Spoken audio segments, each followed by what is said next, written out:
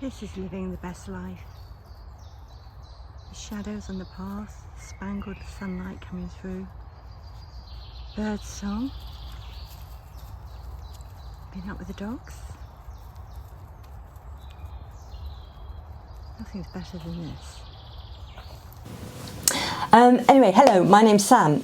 I'm a nutritional therapist, and my aim is to help women go through the perimenopause, menopause and into the older years, getting through this period as easily and painlessly as possible, because there's such a lot that goes on during the menopause. Women have such a terrible time, and I want to try and help you to make a few simple changes to make that easier. So today I wanted to really focus on our digestion, looking after our gut, because it can start to show changes as we approach this period of our lives. Our gut has an impact on our whole body, and I think a lot of people don't really appreciate how important it is, and that's really what I want to do today, is to emphasize the impact of our gut health on our overall body health, our mental health as well, as we go through this stage of our lives. So basically I've got my notes in front of me, so I'm going to refer to them because there is a lot here to go through.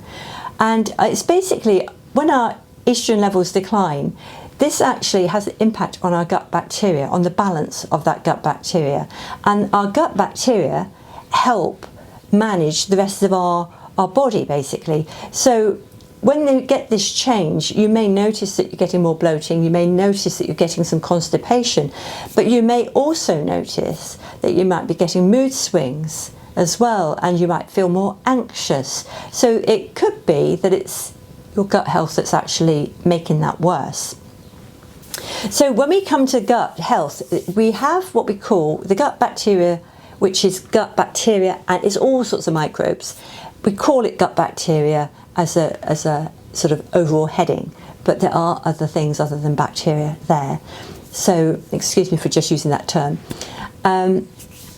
We have the gut bacteria, which we refer to as the microbiome, but we also have the estrobiome, and this is a set of bacteria that help us basically metabolize estrogen that's going through our body, basically. And it becomes less efficient, and this can lead to things like hot flushes and mood swings. So this certain group of bacteria can be impacted at this stage of our lives. So at this time of our lives, we often find we get some weight gain, and basically our gut bacteria can help us manage our metabolism, and it can help us manage our blood sugar balance and our insulin levels. Without that management, we can become insulin resistant, for instance. So we could get something like a pre-diabetic or diabetic. It can lead on to things like cardiovascular disruption as well as this weight gain. So our gut bacteria help manage that in our bodies as well. So looking at our weight, it could be gut bacteria needs to be just focused on. Next thing is our bone health. I spoke about this over 3 videos, I think it was, a few weeks ago.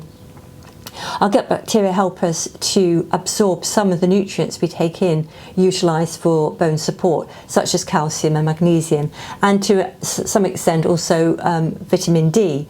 So when they become disrupted, we might not absorb those nutrients as well, or other nutrients that may be beneficial elsewhere in the body. So bone health can be impacted. Inflammation, I've mentioned vitamin D, and that's part of our immune system, and inflammation is part of that immune response that we experience. And this can rise up, and basically we get this imbalance with the gut bacteria. Some of the not so friendly ones can create inflammation in the body excuse me, and therefore it can cause an imbalance in our immune regulation. So our immune system might become more overreactive, let's say. So our gut bacteria normally would keep that intact. It's part and parcel of our immune response, an important part of our immune response. And then of course we have the gut-brain axis, which has been mentioned many a time. There's many gut axes with other parts of the body, and a long time ago I learned that our gut bacteria can send more messages to our brain than our brain actually sends back to our gut. And this means it can have a huge impact on our moods, on our anxiety levels, on our irritability, maybe on brain fog as well. So the gut-brain axis is an important communication link as well. So when the gut gets out of balance, that messaging becomes disrupted too. So these are all the areas that could be impacted just by not looking after our gut. And then of course we've got the gut itself, discomfort in the gut, the bloating and constipation, sometimes also diarrhea, less frequent movements. And for some women, it's not often discussed, and I might go into this at some point, that we get anal leakage that can be a problem during menopause, and this is where you lose a bit of control, and there's all sorts of things. It might be foods that are irritating, it could be disruption to the actual sphincters, the valves that control the bowel, and etc. So there's quite a lot that goes on, and women don't speak about their bowel movements with not often, because it's very personal, it's very private, but this can also be impacted, basically is what I'm trying to say. But the good news is that by focusing on our gut somewhat, we can help to improve this whole situation. We can help to improve our moods and our inflammation and our weight management and our metabolic control, etc. So what we can do is we look at what we eat, of course. I'm a nutritional therapist, and starting off with making sure we've got sufficient fibre within our diet. And so the recommendation is around 25 grams to 35 grams per day of fibre. And I would look for that within the fruits and vegetables that you have in your diet, keeping to sort of proper whole foods, fruits and vegetables, maybe some whole grains, legumes, that's beans and lentils, so cannellini beans for instance, and lentils, they're good fibre foods, and avocado is high in fibre. So looking at these natural foods before looking at something like bran, you know, that could be quite harsh on the gut. So you might need that, but if you start with the actual foods that make part of a delicious normal diet, eating bran is not fun. It's not something I recommend, to be quite frank. I don't think I ever have actually recommended it to anybody as an option, but it could be for somebody. But the proper whole foods, so you can have a nice delicious food, eating proper foods and get the good amounts of fibre from that, and over the week having a different variety of those fibrous foods if possible. Another area is to include fermented foods, which we spoke about ages ago now, and I think I did a video on how to make sauerkraut. So the fermented foods include things like yogurt, sauerkraut, kimchi, kefir, kombucha. So these fermented foods, they provide our gut with a little bit of bacteria in there, some of which may not get through the stomach acid, but some may, but it also feeds the gut bacteria. It's the sort of foods they like, and so it will support the good bacteria in your gut, which is basically in the colon. That's where it should be. And those foods are really good. So 1 tablespoon of one of those per day could go a long way to support your gut bacteria. Then we've got other foods that can help support them. Things like onions, garlic and leeks, they're what we call prebiotics and help feed those gut bacteria as well. Beans and lentils we've mentioned. Berries are good as well. Good fibre in berries, particularly strawberries. They've got good fibre in them, and they can help support or manage the inflammation and help support the gut lining. And this is something else that the gut bacteria do. They protect the gut lining. They keep the microbes away that should be passing straight through. They break down foods so we can utilise them, and they help manage that whole arena for us. So working with our gut bacteria is a no-brainer, really. Fermented foods, I've got my notes. So yes, basically a natural diet is incredibly important to help with the gut bacteria. Another area that we perhaps could prioritise is, and I mentioned this last week, our sleep and our stress management. This comes into everything. I feel if we don't get enough sleep, all sorts of things can become disrupted, including our gut. And if we're too stressed, that can disrupt our gut as well, hugely. And so managing those two areas can really help support the gut bacteria to do its job. So do give your sleep some priority. Looking for between 7 and 9 hours for most people is the sweet spot. Everybody's a bit different, but finding what's right for you. And this is the same with foods. If you're not eating a lot of fibre, you need to gradually increase that to find the right level for you.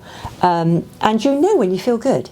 You know when you're regularly going to the toilet and that it's a nice sort of soft sausage shape. I'm talking poo, sorry. So take it carefully with everything, but aim for, with sleep, 7 to 9 hours, as I say, is for most people. When it comes to stress management, we spoke about breathing exercises. We talked about I love walking in the woodland, and I hope you enjoyed that little snippet I've put at the front of the video of the end of last week. It was just adorable in the woodland. It was beautiful. The light was stunning. The leaves were stunning. The bird song, absolutely brilliant. That's what I love to do. And see how that can help actually manage your gut bacteria as well. And then we've got things to cut back on, things that can actually disrupt the gut.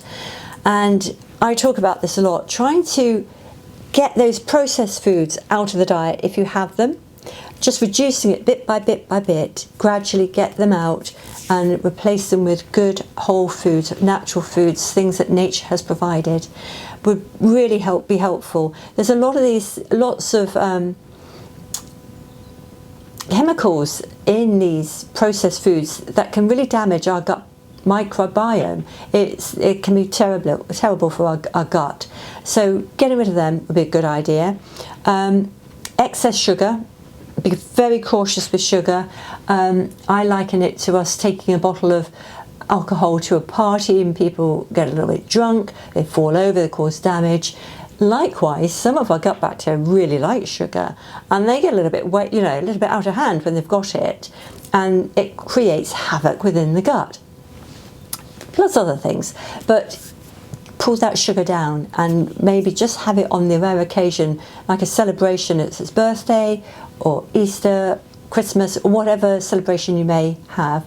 Maintain keep sugar down and just have it when it's a special occasion, because we all like it, and you don't want to really if you try and restrict yourself 100%, it doesn't work in my book. So keeping it low is really important. And I'd forgotten about artificial sweeteners. This came up when I was reading around the subject for this, and this can also negatively impact our gut bacteria. So if you use sweeteners, please try and get yourself off those sweeteners, and try and use something more like stevia that has less problems on your gut. Alcohol, I've mentioned. Alcohol is really detrimental to gut bacteria, so if you can keep that to a minimum or remove it, absolutely wonderful. Should you be using probiotics is a question. I think I mentioned this when I was poorly at the beginning of the year, or the end of last year. I took some antibiotics thinking I was getting a chest infection, and it turned out it was all viral. It wasn't bacterial at all. So the antibiotics didn't do anything. It did upset my gut quite significantly, and my gut still isn't back to normal. I had left my natural gut bacteria to sort of come back on its own, because I've read papers a while back that say that you recover more by allowing your own gut bacteria to come back on its own by eating good foods. rather than taking a probiotic. So that's what I did this time. But because I'm at this stage of life where I've been through the menopause, things aren't functioning as efficiently as they were prior to that. So I've just opted to take a probiotic recently, but it's got varied strains in it, so I don't just go for one strain. That could cause an imbalance in its own right. So I'm going to take one jar of probiotics, one course of probiotics, which will probably cover me for the month, and then I'll see how my gut is. I'll stop, because it's not something I want to continue with. I want my food to feed the good gut bacteria and to provide me with the sources of good bacteria that my body really needs. But probiotic, I would say, is not the first place, not the first port of call, but it could be a useful tool.